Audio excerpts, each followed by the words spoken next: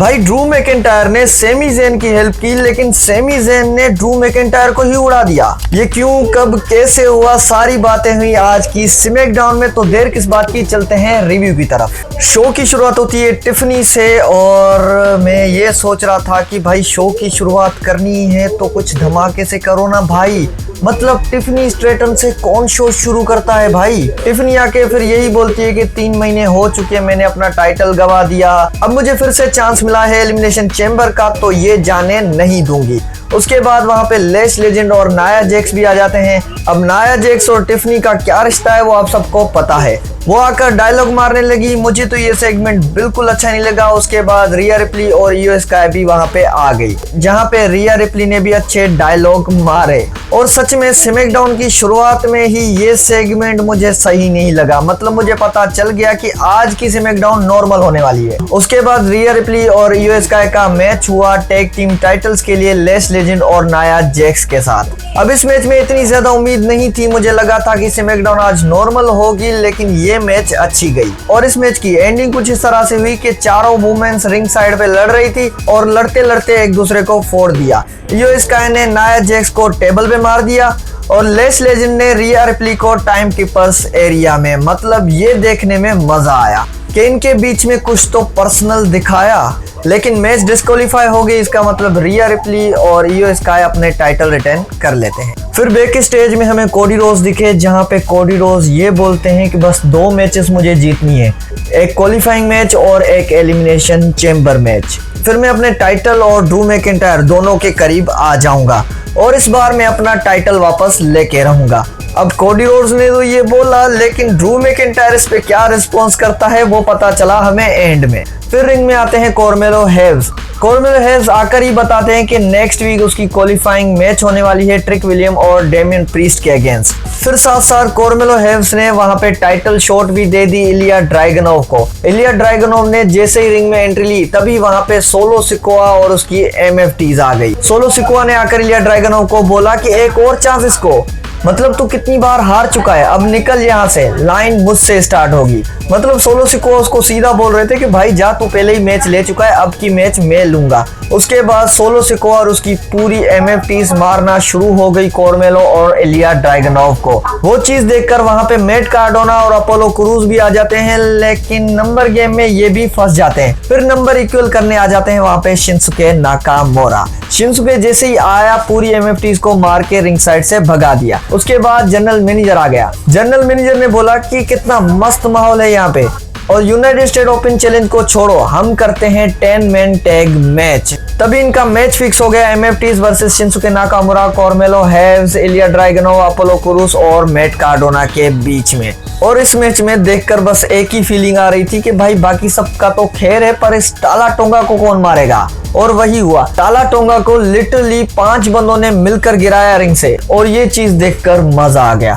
फिर एंड में टामा टोंगा एल्बो मारकर ये मैच जीत जाते हैं। लेकिन कुछ भी हो, इलिया ड्रैगुनोव और कार्मेलो की मैच से ये मैच 50 गुना बेहतर थी। फिर मैच होता है वुमेन्स के बीच में एलिमिनेशन चैम्बर की qualifying match, Alexa Bliss versus Julia versus Zelina Vega के बीच में। अब एलिमिनेशन चैम्बर के लिए सारे नाम वो आ रहे थे जो हमें पहले ही पता था कि भाई ये होने वाले हैं। और इस मैच में एलेक्सा ब्लिस थी और मुझे पता था कि एलेक्सा ब्लिस भी एलिमिनेशन चैम्बर मैच में आएंगी। और एलेक्सा ब्लिस क्वालिफाई ना करे ऐसा हो सकता है? नहीं ना। तो एलेक्सा ब्लिस ने यहाँ पे मैच जीतकर क्वालिफाई कर लिया एलिमिनेशन चैम्बर मैच में। मतलब एलेक्सा ब्लिस ने रिया रिप्ली और टिफनी को ज्वाइन कर लिया। अब उसके बाद एक बकवासी मैच होती है। मुझे ये ट्रिक विलियम की और रे फिनिक्स की स्टोरी लाइन कुछ समझ नहीं आती। पिछली बार भी इनका मैच हो चुका था जो ट्रिक विलियम का डेब्यूट मैच था और अब की बार भी इनका मैच हो गया। और रिजल्ट का तो हमें पता ही था कि ट्रिक विलियम एक तो स्ट्रॉन्ग है, ऊपर से WWE उसको और स्ट्रॉन्ग दिखा रही है, तो कैसे हो सकता है कि ट्रिक विलियम रे फिनिक्स से हारेगा? मतलब ये चीज तो इम्पॉसिबल है। फिर इस मैच का कराने का क्या फायदा, मुझे ये बता दो। एंड में वही होता है, ट्रिक विलियम ये मैच जीत जाता है। उसके बाद मैच होता है Z gargle versus Jordan grace के बीच में, वो भी टाइटल मैच। तभी वहां पे लिव मॉर्गन, रिकेल और डोमिनिक मिस्टीरियो आ जाते हैं। फिर ये चीज फनी थी कि उनका भाई टाइटल मैच लगा हुआ है, सीरियस माहौल लगा हुआ है, उसमें डोमिनिक मिस्टीरियो और लिव मॉर्गन वैलेंटाइन डे मनाने आए हैं। मतलब ये चीज मुझे थोड़ी सी फनी लगी कि उनके सीरियस मैच में ये फनी थिंग हो गई। डोमिनिक और लिव तो बैठ गए साइड में। उसके बाद इनका मैच स्टार्ट होता है। अगर ये मैच किसी इवेंट वगैरह में होती तो फिर प्रिडिक्ट करना मुश्किल था कि कौन जीतेगा। यहाँ पे प्रिडिक्ट करना आसान था। मुझे पता था यहाँ पे जेड गार्गिल इजीली जीत जाएंगी और वही हुआ। जेड लगा के जेड गार्गिल ये मैच जीत जाती है। उसके बाद जेड गार्गिल चली जाती है लिव मॉर्गन के पास। वहां पे वो बोलती है कि तू मुझे चूज करना, मैं तुम्हारा पिछवाड़ा तोड़ूंगी। और लिव को देखकर ऐसा नहीं लग रहा कहीं से भी कि लिव जेड को चूज करने वाली है, क्योंकि स्टेफनी के साथ जो उसकी राइवलरी चल रही है। तो मुझे यही लगता है कि लिव चूज करेगी स्टेफनी वकेयर को, ना कि जेड गार्गिल को। फिर बैक स्टेज में एक इम्पॉसिबल सी चीज हो गई, जहां पे ड्रू मैकिंटायर दिखे सेमी ज़ेन के साथ और सेमी ज़ेन को ये बोल रहे थे कि मैं चाहता हूं कि तू ये मैच जीते। मतलब ये चीज तो इम्पॉसिबल थी कि एक दुश्मन दूसरे दुश्मन को बोल रहा है कि भाई ये वाली मैच तू जीत। अब ये क्यों? ये इस वजह से क्योंकि ड्रू नहीं चाहता कि कोडी या जैकब उसके साथ लड़े। तो सबसे इजी तरीका है सेमी ज़ेन को मैच जितवाओ। तो आज ड्रू ने ये चीज ट्राई की। उसके बाद इनका मैच स्टार्ट होता है semi Zen versus Jacob फाटू versus Cody Rhodes के बीच में, वो भी क्वालिफाइंग मैच तो इन तीनों के बीच में जबरदस्त चल रहा था।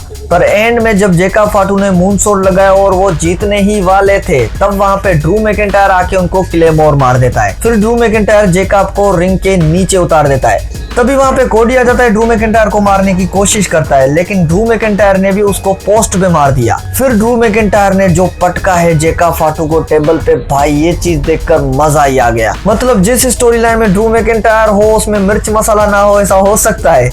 तो ड्रू मैकिंटायर ने इस मैच में भी मिर्च मसाला डाल दिया। उसके बाद रिंग में ड्रू मैकिंटायर ने सीधा लगा दिया कोडी रोड्स को क्लेमोर और सेमी ज़ेन को खींचकर कोडी के ऊपर रख दिया ताकि सेमी ज़ेन जीत जाए। पर यहाँ पे शॉकिंगली भाई कोडी रोड्स कर देते हैं किक आउट। फिर तो ड्रू मैकिंटायर और गुस्सा हो गए और कोडी रोड्स को मारने फिर से आ गए। और वो जैसे ही कोडी रोड्स को मार रहे थे तो आउट ऑफ नोवेयर से हलूला किक मार देते हैं सेमी ज़ेन, वो भी ड्रू मैकिंटायर को। उस टाइम मैं खुद शॉक हो गया कि भाई सेमी ज़ेन ने ये क्या कर दिया। ड्रू मैकिंटायर उसकी हेल्प कर रहा था, लेकिन सेमी ज़ेन ने उसको ही फोड़ दिया। जैसे ही ड्रू मैकिंटायर को हलूला किक मारी, सेमी ज़ेन वहां पे डिस्ट्रैक्ट था। उसी चीज का फायदा उठा के कोडी रोड्स ये मैच जीत जाते हैं और क्वालिफाई कर लेते हैं एलिमिनेशन चैम्बर मैच को। मतलब ड्रू मैकिंटायर ने बहुत कोशिश की कि कोडी इस मैच में ना आए, लेकिन कोडी आ गया और सक्सेसफुली कोडी ने ज्वाइन कर लिया एले नाइट और रैंडी ऑर्टन को। और स्मैकडाउन में ड्रू मैकिंटायर है तो उसकी स्टोरी लाइन देखने में मजा आता है। बाकी की स्मैकडाउन सारी नॉर्मल सी है भाई। तो आप ये बताओ कि किस किस को ये स्मैकडाउन अच्छी लगी, कमेंट करके मुझे जरूर बताना।